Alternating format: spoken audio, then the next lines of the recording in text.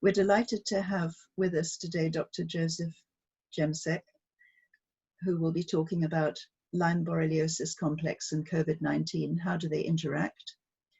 And I'll just give a brief introduction. He's the founder and medical director of the Jemsek Specialty Clinic in Washington, D.C. He's a board-certified physician in infectious disease and internal medicine.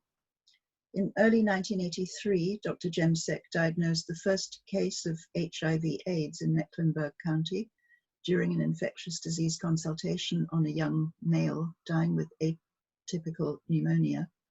He went on to provide care for more than 2,000 individuals with HIV/AIDS through early 2006. In 2000, he founded a specialty infectious disease practice with the goal of serving patients with HIV/AIDS. And in addition, general infectious disease, including Lyme borreliosis complex. And you'll probably know him very well from our AONM conferences, where he's been a regular guest, I think every year, really. So over to you, Dr. Jemsek. Just to say, we have a recording, he pre-recorded it, of about 30 minutes. And after that, he'll be taking live questions. So Dr. Jemsek, thank you very, very much. And talk to you again in about 25, 30 minutes. Looking forward. Thank you. Good afternoon, everyone. I'm Dr. Joseph Jemsek here in Washington, D.C. I'm an infectious disease expert and Lyme borreliosis expert with a very, very large practice here. I think some of you may know that. I'm participating in the AONM conference, courtesy of your organization, and I'm thrilled to be involved again. I think this is my third, maybe fourth time working with Claire, Jillian, and Martin. And I must say that this group has done a marvelous job of getting this together. Obviously, this year is different. With COVID, we're doing it remotely, virtually, whatever you want to call it. I wish I were in London. It really screwed up a trip I had planned to Ireland, London, and Denmark. But I'm happy to participate. The organization has asked me to speak about some of my strengths in infectious diseases, and in this case, it will be the relationship of COVID with Lyme borreliosis complex. Now, you have to realize this is my third epidemic. As an HIV provider, I was involved for 23 years, and in Lyme borreliosis, we're going right at 20 years now, and COVID is the third, and they're all different. I'll have a short comment about that later, but I'm very much involved in the first two, very heavily involved, and not so much in this one, but I think it's incumbent on me to understand what's happening to the Lyme population, the general population as well, in terms of their exposure and consequence of COVID infection. So I've taken it on myself to look at some of the immunology, and with the help of my very good clinical scientist, Sinai Gade, we've put together just a short handful of slides, and then I'll be answering Q&A going forward. I must say I'm very impressed with the audience that I've seen grow over the past couple of years when I've attended the conference in London. And I know the questions are going to be very sophisticated and tough, and I hope I can do them justice. Obviously, we're all involved in a rapidly evolving and volatile and politicized situation with different countries doing different things, scientists going back and forth. I feel like I'm watching a tennis match. But this happened in HIV/AIDS too. It was back and forth, back and forth. And it took forever to come to some conclusions. Now, I've been following St. Tony Fauci of the NIH, and I honestly think President Trump's been very patient through this whole thing and had a fairly steady hand, but yet he's being politicized and criticized to high heavens. And I'm sure the same thing's happening in the UK and on the European continent. So we're going to do our best. We'll just put a couple things in there. If we can come out with one solid and simple and safe recommendation, I think we've done our job. The title of the talk is Lyme Borreliosis Complex and COVID, How Do They Interact? And on our next slide, we have a model that we created last year to look at the general process by which disease happens. And if you look at the slide in the middle, in red, we have viral infection by COVID. That doesn't have to be COVID. It could be another precipitant, another infection, but in this case, we put COVID in the equation. So, I've thought about this for a long time, and this has to do really with Lyme borreliosis. Why do some people get sick and other people not get sick? Why do some people recover more quickly than others with viral illnesses and other illnesses? Why do some people live a lot longer than others and others not so much? Why do things run in families through genetic patterns, presumably, and other families are spared? We don't live in a Darwinian society anymore, so it's not survival of the fittest, but we still have vulnerable populations. So if you look at the slide, I hope you enjoy this. At the top, I have three major categories, including lifestyle, environment, and Lord knows what's in our environment. Do you realize there's 1,000 new chemicals put in our environment every year? Do you think that's good for us? Do you know how many mistakes have been made in terms of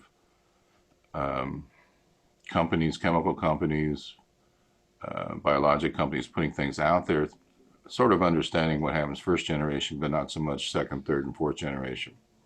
Then we have genetics, which is, I think, key. As we go down, we talk about under lifestyle, we talk about, and since this is a Lyme-based population, everyone knows what a low inflammatory lifestyle is. But we talk about all the stressors, acute, episodic, chronic, and we talk about self-medication and abuse, whether it's alcohol, drugs, tobacco, or just a horrible diet. And then under environment, we just put mold and toxic environment because we didn't know what else to put. And under genetics, we have single nucleotide polymorphisms, which have to do with the DNA code, and where none of us has a perfectly normal or natural non-substituted code. And so where those changes are make differences in how we handle and process antigens, how our cells are managed on a daily basis, and how we fight disease. And coming together under that, I put COVID, not because it's in every equation, but I just put that in there as an accelerant, as something that would further compromise the immune system, for example, or the host. And then off to the right, we talk about HLA, or human leukocyte antigens, which are cells expressed on, which are molecules expressed on all of our cells. And there are three classes: major histocompatibility complexes. And the second class is probably the most important for immune response. And under that, Sinai and I have identified, and Sinai, by the way, does quite a few 23andMe analyses, so he's had experience with a couple hundred reviews and has gotten very familiar with these haplotypes. But I have listed a few. We don't need to go through them now. I have a slide later. Then under COVID, in the dark, I have POEMS, which is an acronym for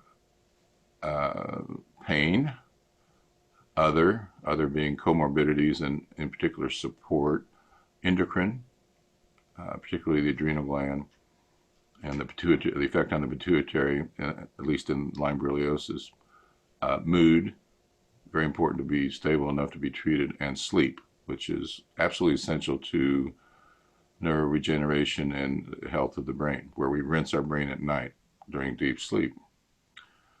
And those are categorized off to the right. Now, if bad things are happening from the top down, we're going to see the disease expression. Now, with Lyme borreliosis, you have to understand I look at the world differently, and I'm pretty sure I'm right. I know that sounds cocky, but I've seen 13,000 patients, and you haven't. And I'm not deriding you. I'm deriding the doubters, the haters. But what we see is that there's almost in everyone a confluence of adverse stressors as compensatory mechanisms deteriorate, whether it's sleep or there's too much pain. And it's all about the immune system. It's all about the immune system. And when you have these constant stressors, or you have 24/7 inflammation from Lyme borreliosis, or a subacute attack with COVID, or anything else for that matter, the immune system's under assault and needs to be strong and firm. And as we age, it weakens. So we'll get into that in a little bit. In the following slide, we have a little bit about COVID and the receptors. I think most people are familiar with the angiotensin converting enzyme 2 receptor. And, the longer I'm in medicine, the more interesting it becomes because, things I learned about. I thought this was just a renin and angiotensin dependent enzyme. These are receptors, by the way, that was important in regulating renal volume and eventually blood pressure, salt retention, etc. Turns out it's all over the body. And if you look at the bar graph, and you'll see, and I know that's really hard to see, I apologize, but virtually every organ has receptors. Surprisingly, the most receptors are in the gut. And maybe not surprisingly, because we know that 70% of the immune system sits behind the lamina propria in the gut. The lung is not so much as you would think, but it is the portal of entry for COVID. So we've listed that the virus itself is RNA-dependent RNA polymerase, and that's a certain type of RNA viruses, DNA viruses. We don't really have effective vaccines against RNA viruses. HIV/AIDS, 39 years and counting. Ebola, SARS, some of the others still not developed. So it's tough. And as an aside, I would say it's totally unrealistic to think we're going to have a vaccine anytime soon. And I'm totally against rushing it through and doing limited clinical trials and then putting it out to the public. I am totally against that. I think that's capricious and hazardous and very much ill-advised. So we just got a brief list of all the medications, and you're familiar with some of these. Interesting politically to see which ones get press at which time. I don't understand the hostility to hydroxychloroquine, unless it's the old pharmacy trick or pharmaceutical house trick of, well, it's so cheap we can't make any money, or we don't have that drug, or whatever. I don't know. Here's the deal. I wish that if 70 people were making vaccines, just get it together and work together, work as countries together. When HIV was recognized to be a revolting, horrible epidemic in the late 80s, our government somehow, actually I think I know how, but it's not pertinent to this discussion, created ACTG sites. So there were a handful of sites, predominantly in the Northeast, where scientists were just put in the building and said, do the work, do the grunt work. Wasn't sexy, but we got some very fundamental basic information about the retrovirus, HIV.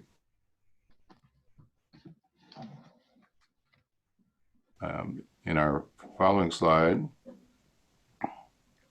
this is just a real quick overview, so this is easy. The second bullet, the thrombophilia, is important, and we'll refer to that later.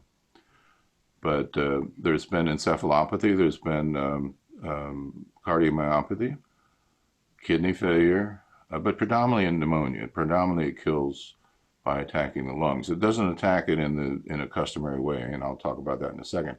And again, this is just with the more severe cases which are hospitalized, and that's a small fraction of our patient population. Of course, that's concentrated mostly in the elderly. But there are, as everyone knows, young, healthy victims of this illness. And the question is, why are they susceptible? And I think the goal should be to have some sort of screening test, if possible, a quick screen, to say so-and-so is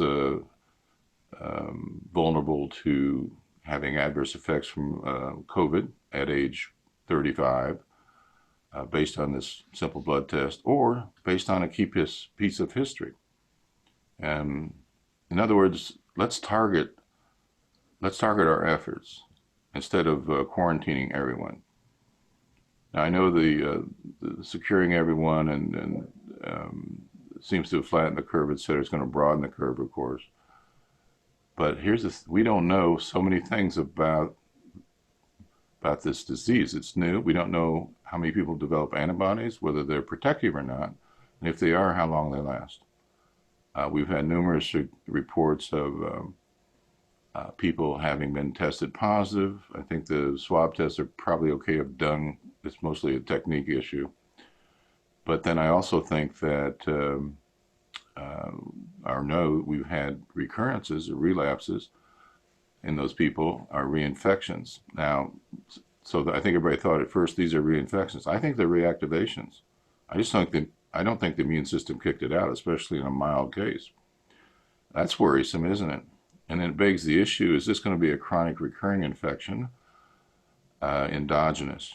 Is it going to be one of our new endogenous residents, commensals, that has some pathogenic potential, like CMV, like the herpes viruses, like Lyme?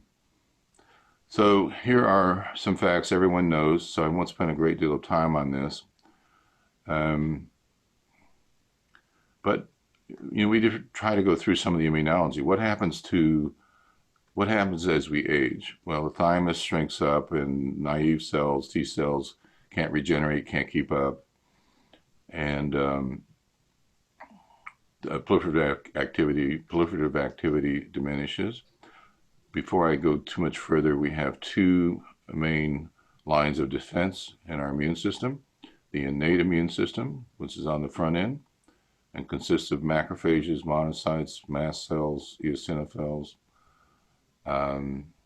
and is responsible for capturing antigens, but it's mostly responsible for antigen presentation or delivery to the more efficient and sharpshooting and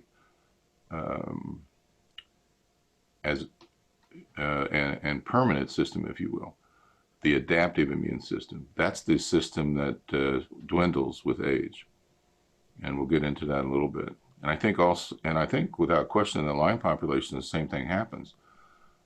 The old adage about Lyme patients don't get colds? Well, it's because the immune system is hyperactive and doesn't present the antigen to the adaptive system, and never gets the signal from the adaptive system to turn off. And so we always laugh here and sort of celebrate when somebody gets their first cold in 4 years. And I think that story holds up very well. Same thing in the elderly, and that is going to play into what we're going to talk about in a moment. Genetics, I'm going to reiterate that we have major histocompatibility complex areas 1, 2, and 3. 2 is the most important for the immune system. Underlying conditions, obviously, predisposed patients, and anybody who's immunocompromised is going to have some problems, more so than the general population. On this particular slide, I don't expect you to follow it all the way through, but I just did want to point out that these are some of the more critical genes involved in immune regulation. And if you know anything about 23andMe and you know anything about methylation, you know that we all have SNPs, or the single nucleotide polymorphisms. Everybody has them. They're spotted throughout. I've never seen a perfect one. And Sinai has done a couple hundred of these, made some nice observations, which I'll point out in a minute. So none of us are perfect, which doesn't matter as long as we're not inflamed. But with Lyme borreliosis, for example, we have an inflammatory storm, and those enzymes are those genes, if they're not functioning fully. In other words, if they have one substitution, that's called heterozygous. If they have two, there are two alleles, that's called homozygous. If you have one substitution, your enzymatic activity may vary from 40 to 70%, let's say. If you have two, it's maybe 20 to 40%. And that's good enough, to keep things moving on down the track, unless you're chronically inflamed. And that's why our Lyme borreliosis patients are under such assault. They can't compensate. And so we do everything in our power to make recommendations based on the genetic patterns in terms of supplements, food avoidance, perhaps exogenous B12 injections if they have an issue in the methionine cycle, for example, and so forth and so on. Same thing here. Probably the most important genes are the HLA-DQ genes, where we have A1 and A2. And there's highlight in the third bullet, which says that variation can lead to a delay in presenting foreign antigens to the immune system. Remember I said that antigen presentation was so important? This is important. And we think this is a clue to why a subset in the population, probably with multiple areas of change, not just this particular gene group, but probably in multiple areas. And we don't know that. That's what I'd like to do, a quick test on people, if that's going to be ever possible. I think it could be done, but I think that is very important in terms of delaying the adaptive response. On the following slide, we have a cartoon here, which is our own invention. This is the Generation 1 cartoon, so don't be critical. We can make it better. But I had the idea that, let's say we're in our home and we happen to have a gate. Not many do, but let's say we have a gate. And we've gone medieval here. And let's say the house sits back and has a front porch. Even has some guards on the front porch. The correlation here would be that the virus is at the gate, the barbarian's at the gate. And we have a strong innate immune system, which can keep some things out by itself, even though it's not getting any help on the backside. Perhaps with coronavirus, it can't do it quite as well, speculate.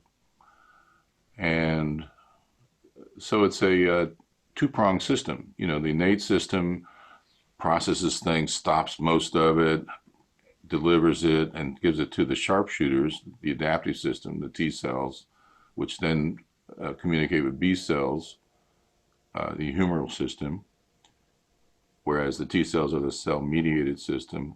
The B cells then communicate with plasma cells, which make antibody.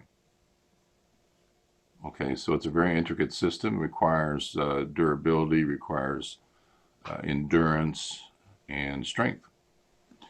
But in our example here, COVID gets through.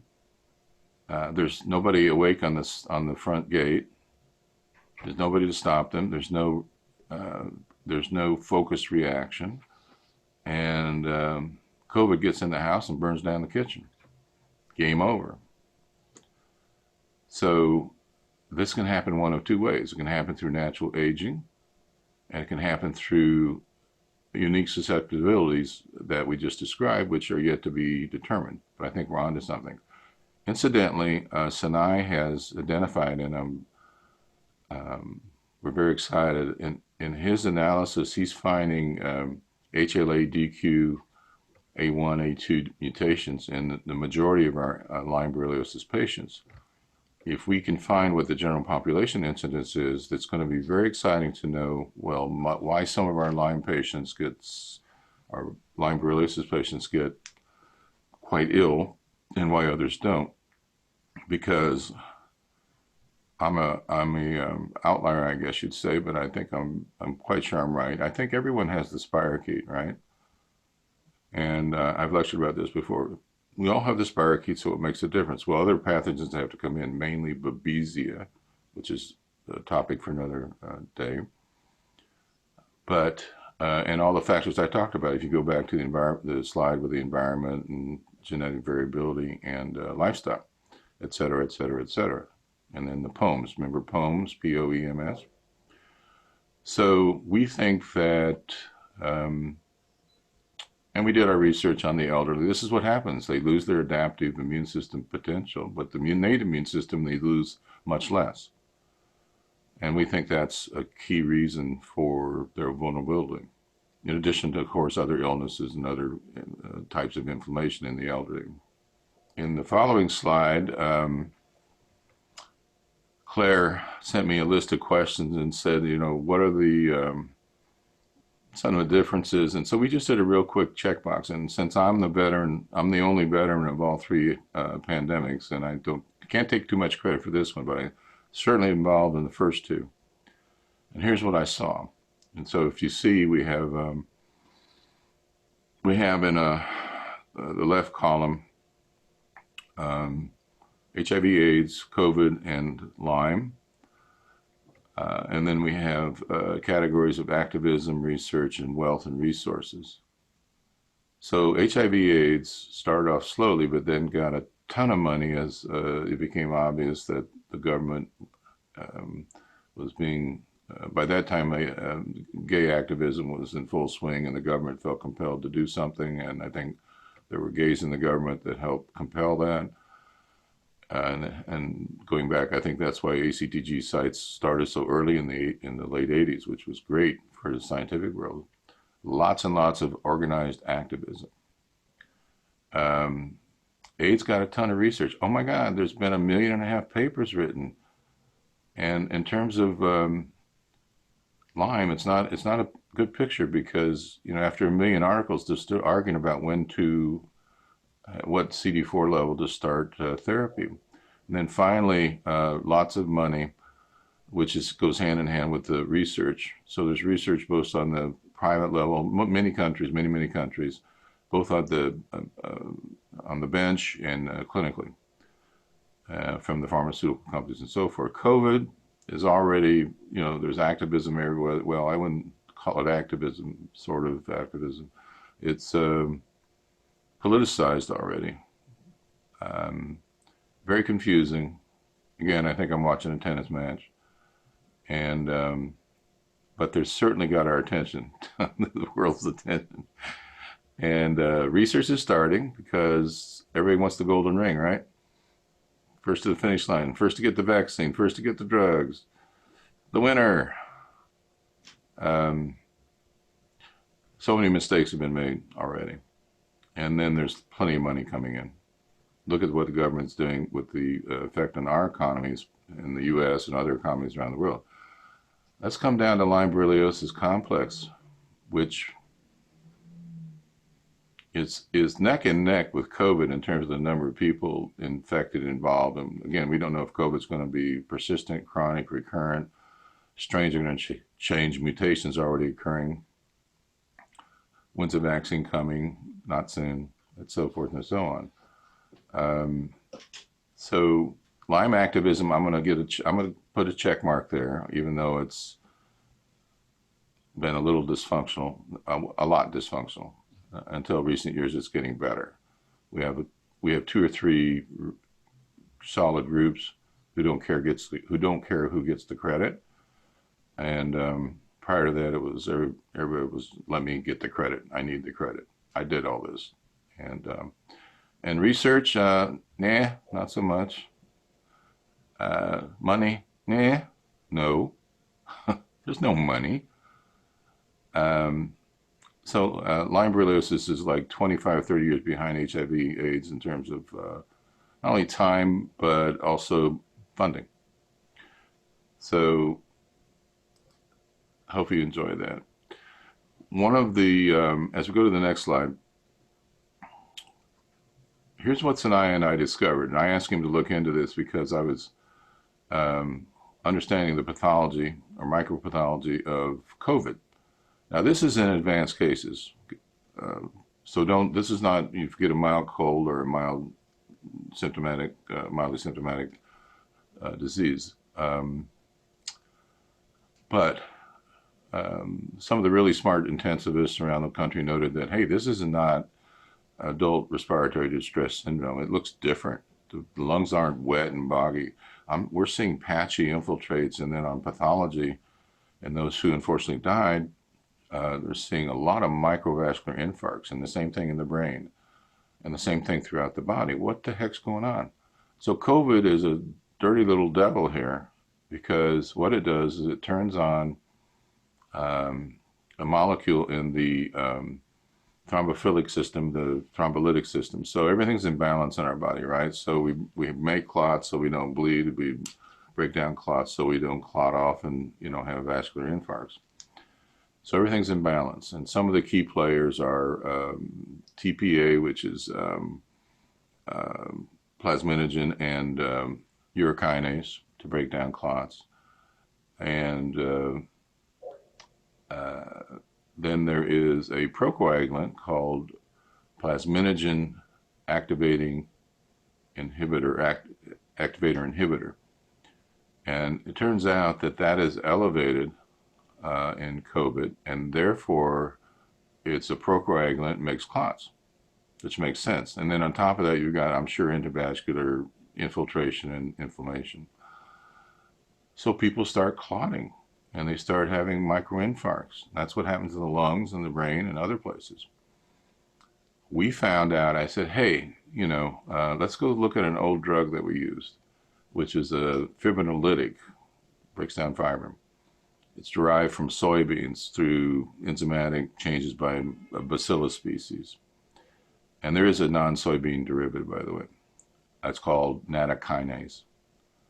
And by golly, we found a couple articles in the last 5 years, scholarly articles. And we drew the graph from one of these articles that says that nattokinase is probably effective, or is effective in terms of inhibiting PAI1. And I love this because nattokinase is such a benign product, safer than aspirin. And I've used it in the past. I used to use it for biofilm way before I started with xylitol. The reason I used it is I knew it was mild. And at that point, since I didn't have a reliable way to break down biofilm, I didn't want to unleash everything on my borreliosis patients. So I said, I'll just do something mild. We'll just sort of plod along until I figure it out. So we use nattokinase. We still use nattokinase in some of our infusion patients to help keep the lines open, so you don't get fibrin collection in their catheters.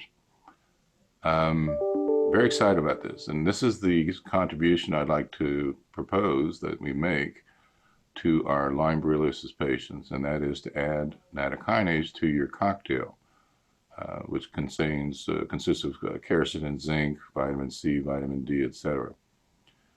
I think it's perfectly safe unless you have a bleeding issue, and it inhibits the PAI1. So we're very excited about that, and this is one of the 2 discoveries that we made just in the last month or so. Moving on to our next slide, we talk a little bit more about the cocktail, and this was another question, is what can somebody do? Obviously, immune strength is most important. Now, if you've been treated here and you're a couple years into therapy, your immune system's probably okay, or getting better. We're going to know a lot more about that as I work with GLA to do the first ever observational trial, because we're going to be measuring biomarkers, immunologic markers, and so forth. There's a lot we don't understand. But the cocktail that we've listed here is fairly consistent with what everybody else is recommending. If you want to take some omega-3 with it, that's fine. If you want to take some curcumin, I'm good with that as well. But I've added nattokinase at the top to this, and for that reason. And I hope you find this helpful. And that concludes our slide presentation. I thank you very much for the privilege of having a discussion with you, and I look forward to your questions. Thank you very, very much, Dr. Jemsek. I think you're probably just switching on your video there. Thank you. Fascinating information. You covered a lot there about, of course, the interactions between Lyme and COVID, but although I know you did talk about the thrombophilic nature and the ACE2 and the hyperreactivity, but because so many questions have come in about this, I'll just ask it again. Maybe you could summarize to the extent it's possible.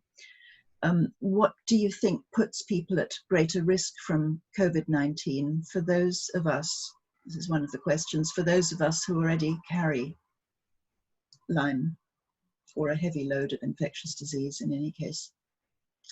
Well, I think when we talk about risk, we're really talking about trying to avoid the severe end of the spectrum with this illness.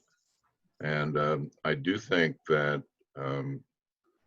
as a result of the immune exhaustion, there's a particularly bad effect on the adaptive immune system in our patients. And that does put you at risk for more severe disease. And that's why I think it's important to obviously avoid infection in the first place, but also I think the nattokinase would be protective. And I think that's what's quite interesting and important about it. And again, I like it very much. It's so benign, it's such a benign product. It is soybean based, but there is a soy-free product. And I'm starting to recommend it in our patient population. It gives you a safety blanket, I think. It gives you some comfort going forward, because there are ways to avoid the virus, but it's really not totally possible, correct? I mean, you just can't be sure. I've had a patient walk in an emergency room and instantly acquire COVID and become quite ill. Unfortunately, she recovered. But yeah, so I think unfortunately the patients that haven't had full treatment, haven't gone through immune recovery, are at risk for more severe disease. Thank you. You talked there about the acquired immune system, and another question we've had is, due to the difficulties of Lyme disease patients producing antibodies for Lyme tests, do you think there's a probability that they will also have difficulty producing antibodies for COVID-19 tests? I think relatively speaking, that'll be true. But when we talk about serology, it's a slippery slope. Serology is the least reliable measurement that we have in the lab because there's so many variables. I mean, it's an artificial system. It depends on which antigen is being presented in the laboratory testing. It depends on a whole range of issues with what the kind of antibody the patient's producing themselves. Depends on the method used. So, but in general, many of our patients have immunoglobulin deficiencies, which are acquired. And so I would say in general, yes, you're going to be more likely to have false negative tests. Now, having said that, we don't know really the reliability of the COVID antibody testing system. We just don't. We've had some, claims of it's 100% reliable, 100% sensitive and specific, and I take a wait and see approach to that. Okay, thank you. Another question is whether chlamydia pneumoniae could increase the pressure on lungs when fighting COVID-19? I think that's an excellent question, because I'm quite confident that the lung's a big organ, and I think many of our organs are colonized by some of these potential pathogens, including chlamydia and mycoplasma, and that they become opportunistic when there's inflammation and there's impairment of the local immune response. And that's possibly why zithromax is helpful, or has been found to be helpful, when co-administered with Plaquenil.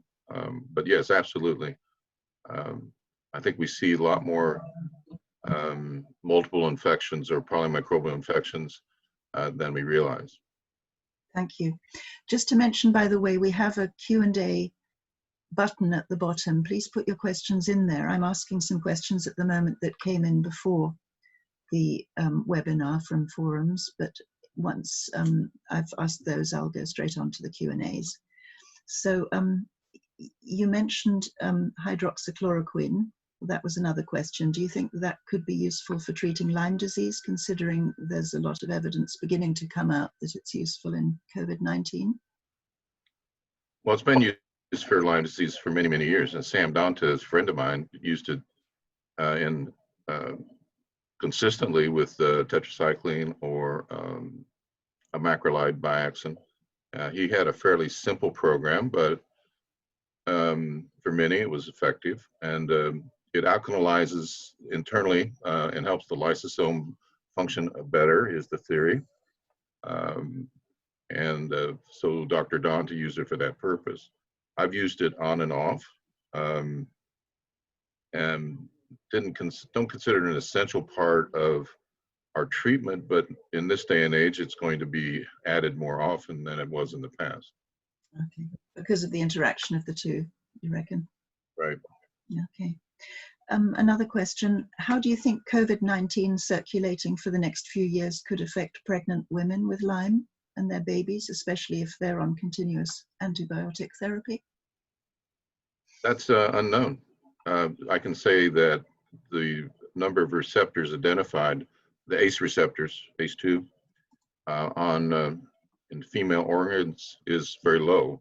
Actually, the male testis is loaded with receptors. That doesn't seem fair, but it is. And it begs the issue of, would this be a sexually transmitted disease? My goodness, yeah. The guilt-free STD, if you will, just like Lyme. Mm-hmm. I mean, that's just, you just extend your thoughts and you say, well, I wonder, hey, how many people are going to carry this thing around chronically? Don't know. We don't have the answers. Are we going to shed it for years or months? Are we ever going to get rid of it once it's acquired? We don't know that. Right. Another question was whether you could comment on the Kawasaki symptoms that some children are presenting with, and whether there might be different degrees of this hyperimmune reaction. So I'm not certain, but this sounds to me like an immune complex-based disease because of the medium arteries that are involved, and they're lodging into the endothelial cells and endovascular tissues. Genetics drives everything. So I think some of these youngsters are genetically predisposed to generate a certain amount of antibody, which complexes, and fortunately, it's for the most part, a survivable disease, a horrible disease, but survivable with appropriate care. It was interesting what they did in Italy with the immune globulin. That is one case where immune globulin makes sense. And of course, steroids, I can live with that, in this situation, and aspirin. Okay, thank you. How would COVID-19 affect MCAS patients, do you think? I know you've already mentioned quercetin, but do you think there I think it would. So I think people with mast cell activation would become more inflamed. I mean, the thing about the histamine story is that we can see the histamine, and it's become very prominent. Histamine's our friend, by the way, but some people don't make enough diamine oxidase in the gut, or it gets consumed. That's the one that breaks down the histamine. We all have it. 80% of it's made in the gut. When people are inflamed, a lot of cytokines are thrown out there, but we can't see IL-1, we can't see TNF, we can't see IL-6, but we can see histamine, can't we? Because you can scratch the skin and you get a nice wheal, or you get a nice reactivity. And people have hives, people are sneezing or itching, and so forth and so on. And so it's a nice target, because to the extent that you can reduce the histamine, you can see what you've done, and you use it with a concoction of H1 and H2 blockers, some DAO if people don't have a problem with porcine, quercetin, perhaps some doxypin, and then if you want to get into monoleucas and some of in that group, gastrochrome, you can do that as well. Histamine-based foods are almost impossible to avoid. I just tell patients, just know which ones are loaded and don't eat them 3 times a day. It's virtually impossible to avoid histamine-containing foods. So histamine is, I guess the major point is it's the buzzword because we can see it, and everybody gets very excited about it. But there are plenty of other things going on as well. Okay, thank you. One question here is whether you already have an idea of the dose of nattokinase that 200 milligrams, 1 to 200 milligrams daily, okay. once daily. Okay, thank you. And I'll just read now from some of the other questions that have come in. If is there any evidence that Lyme patients are actually more at risk and have worsened adverse consequences to COVID-19? That's an excellent question. Honestly, I haven't seen that, but in theory, it should be a risk to develop more severe disease because the immune situation, the way things are staggered between the innate and adaptive system. And again, I want to reiterate what I said about those two systems. When we used the front gate, that was the innate immune system. The front porch was the adaptive immune system. And with aging, the soldiers on the porch are diminished and not as effective. And with Lyme, the same thing. And I think that the HLA substitutions that Sinai has discovered predispose some people to be at risk, so that once COVID comes in, I think it's fairly virulent. Once it gets past the innate system, let's say, and if you don't have an effective adaptive system, it's still making noise, but you're playing catch up, just like you play catch up with Lyme disease. You're playing catch up. So I tell patients it's not fair because your immune system is making a lot of noise, making you miserable, but controlling nothing. And that situation has to change. So that's why we were thinking about, we need an explanation for why 35-year-old healthy people are dying, albeit in very small numbers. But we have all kinds of records of healthy people expiring with this illness, and what's the reason? Okay. And we think the genetic, the HLA system has a lot to do with it. Thank you. Well, a couple of questions here relate to whether people who've been diagnosed with Lyme but had only fairly mild symptoms would be at less risk of being affected by the infection. I think from what you've just said, that would be yes. That would be yes. It would be genetically determined, wouldn't it? Whether it very much so, in lifestyle and what the environment's doing to you, and our poems. Are you in pain? Are you in a toxic relationship? You're not able to sleep. So I think one of the things that people who have mild disease are able to compensate. So what do we do to compensate? The world has been taken over by gluten-free products. You look at it as a social phenomenon. I call it epiphenomenon. Everybody's exercising, or there are all kinds of exercise videos and advertisements. There are a ton of advertisements for this antioxidant or another one. People are putting together all different kinds of combinations of antioxidants and mitochondrial supplements and saying this is the one. People are, there's so many commercials in the US anyway on pillows and beds and mattresses and sleep that it's ridiculous. And people compensate by say, I work out, and if I work out, I feel good. Unless I work out, I don't feel good. I need an extra hour of sleep or I don't feel good. And I did find that by eliminating gluten, I feel better. So the needle goes back more to neutral in the people that are mildly inflamed, and they're able to compensate. At some point, many people lose that ability to compensate and require therapy. Right. And what are your thoughts on ozone therapy for both Lyme and COVID, please? I have no experience or knowledge about ozone and COVID. I know ozone is used with the Lyme patient. I think it's fairly benign, but it's just, and it's clearly a strong antioxidant. So if you're doing extracorporeal ozone, I think that you're referring to that, you are going to clean up the blood, but the disease is tissue-based and deep-based. It's intracellular. and you haven't cleaned that up.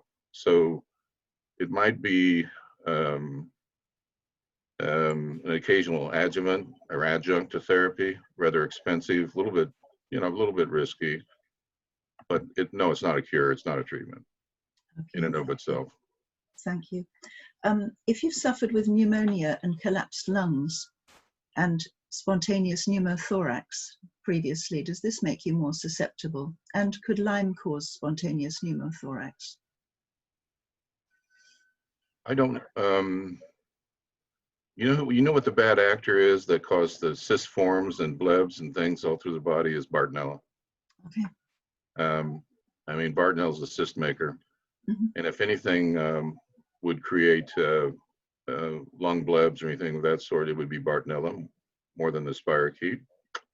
And yes, I do think that it depends on their state of health. Otherwise, but if you're actively infected and you've got Borreliosis and you're popping cyst in your lung, yeah, you're going to be at higher risk for sure.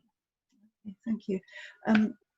One therapist here is asking, could you give us the reason for the absence of a vaccine for HIV/AIDS after 39 years, as you mentioned, because that might help us to understand what the situation will be, Ray, this sort of rush to get a vaccine for this particular RNA viruses are tough. It's not like people haven't tried. Clinical trials have been done. There have been several efforts to do a vaccine going back many years. Doing recombinant technology, it just is tough. It's hard to sort it out. It doesn't have as much to do with the different serotypes of HIV, I don't think. It's just that we can't get a lasting immune response with the adjuvants and products that have been used so far. Okay, thank you. It's been suggested that we'll all get COVID at some point. Do you agree from what we've seen so far? And even though the idea of herd immunity is disparaged in the UK at the moment, but actually, do you see that as a possible way ahead? Well, herd immunity is interesting. We're not all in the same herd, and I don't know. There were two separate questions, really. I mean, does it seem like a virus that we may all get at some point? I think so. I think that's quite possible. But we need to target the susceptible. And like I said, I'd like to do a quick genetic screening test to see who's at risk in the middle-aged or younger group. And the elderly, we just need to take care of. We have prophylactic cocktails that we've generated with the zinc and the quercetin and now nattokinase I'd like to see added. Because what you're really talking about is that fraction of a percent that goes on to have morbid illness, but it's much higher than that in the elderly, isn't it? And so they should be targeted. And I think that between that, doing that just with the prophylactic and doing the finding some way to screen for HLA susceptibility, once we get a little bit more information about the genetics, would be the other way to go. Right. Another question here is whether you would advise supplementing with melatonin, as some doctors, particularly I've seen that. I have no personal experience. I've seen it done. I've read a little bit about why it would be helpful. I'm not against it at all. Okay. And here again, a question on mast cell activation syndrome, but a bit more specific. She's asking, for those with airborne scented MCAS allergies who need to live in a mask anyway, do you think that they're more susceptible? Or yes, to be? Absolutely, because they have more permeability in their lungs, and if they get infected, they're more likely to have, the virus is more likely to have access to the alveoli and so forth and so on. Absolutely. There's immune confusion with that type of allergy, so it creates a lot of edema in the bronchioles and the nasal passages and so forth, and it reduces the defenses. Right. In addition, a lot of folks with Lyme borreliosis have low IgA, and we can do nothing about that, but it's an acquired problem, and that doesn't help either, because that helps with protect us against the respiratory viruses and so forth. Okay. Well, do you think that everyone with Lyme, whether mild or a more serious form, should be taking protective measures at this stage? And what I mean by that is sort of immune protection. The question here specifically is whether people with Lyme are more vulnerable to the cytokine storm that seems to be the most dangerous aspect of COVID-19. Well, most people that have Lyme borreliosis are already in a storm. Okay. The low-grade smoldering storm. So if it's something superimposed on that, yeah, they're in trouble.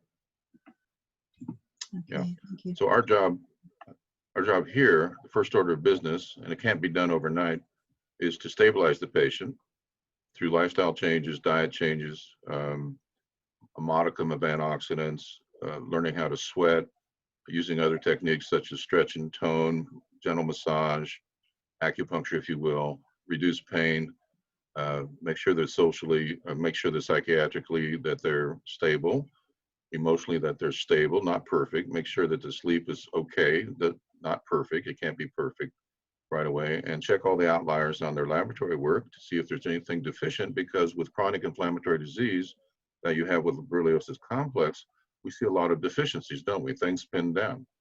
So we typically see not only hormone problems, we see deficiencies of key coenzymes, key vitamins, key minerals, etc. Okay, thank you. There have also been recent links of COVID to autoimmune responses like lupus. Do you yourself see a link there, or can you imagine there will be one? I can't speak to that. Too I early think to say. it wouldn't, it's too early to say, it wouldn't surprise me. It just depends to what extent to do something like that, it would have to be more of a persistent infection. Okay. And so we haven't determined that's the case yet or not. I suspect it may be. We're going to find out. Okay. And another question here, would serrapeptase perhaps work in place of nattokinase? I knew that was going to be asked. It probably would. I think it's a bit more active as a fibrinolytic, and so I'm a little. The reason I like nattokinase is it's just mild and it's effective, but serrapeptidase and lumbrikinase and those things would probably be effective as well. Okay. Do you have any thoughts on hydrogen therapy for COVID as things stand? Hydrogen therapy, I suppose. No, I don't. I'm not familiar. No. Okay. Well, there were quite a few others here related to Lyme specifically, and not Lyme and COVID. And because this is about the interactions between Lyme and COVID, I think we'll perhaps bundle those and leave those for another time, or send those to you separately. We have actually received over 30 questions, so we've got quite a few more than I've been able to ask, but I'll just go back to the ones that came in earlier and ask one or two of those. Are there other markers we can be aware of that put us more at risk, apart from the HLA ones that you've already discussed? Are there other markers that people should be looking at?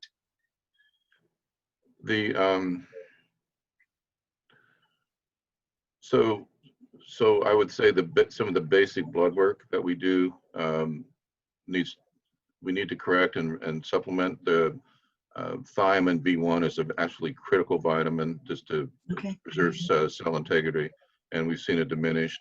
Obviously, the adrenal glands have to be intact. You can't fight a marauding infection with a weak adrenal axis. You may die in an adrenal crisis. Ferritin is very important, not only for thyroid function, but for sleep, and it gets spun down, it gets oxidized into a trivalent form, and it becomes ineffective. It's also important for mitochondrial function. Carnitine and CoQ10 should be looked at to make sure they're ample so that your mitochondria are working at the best level that's possible. With ongoing Lyme borreliosis, you have to understand that the battery is being drained because of the oxidative stress that goes on. Our upcoming study with GLA, we hope to answer some of those questions about which biomarkers are particularly helpful, and immune markers and so forth. That's a study that is about to embark, the first ever observational study of clinical trials. So we hope to have some answers, working with several universities in the US. And we've been, not only did I not get to make my trip to Europe, but we've put off the study for several weeks because of COVID. But we hope to start very soon. Yes. And so we should have some more answers in a few months. Thank you. That's exciting. I'll ask one last question before the hour is up here. How Babesia infection might interact with COVID, whether you have any thoughts on that already? Babesia. Well, Babesia is, so I have strong thoughts about Babesia, and I believe it is, in fact, the driver for Lyme Borreliosis complex. Okay. Again, in seeing thousands of patients, and in my conviction that the spirochete is in all of us, because once it's in, it's in. And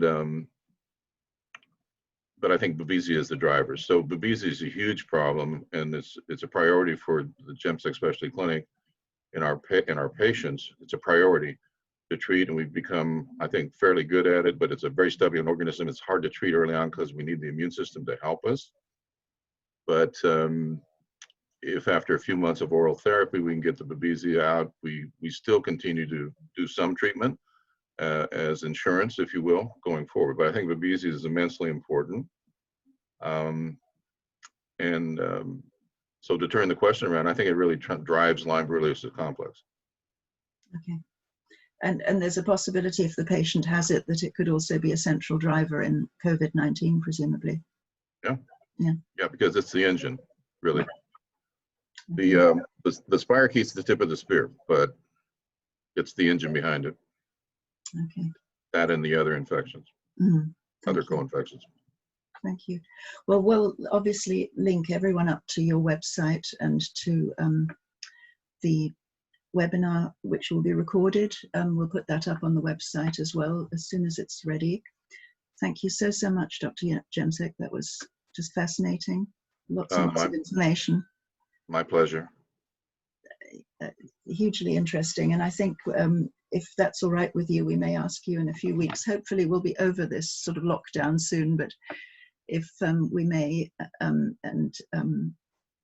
know, we do hope to have an in-person conference at some point, but perhaps before then we could have you back to answer all the questions that have come in that we haven't yet covered. All right, have another chat.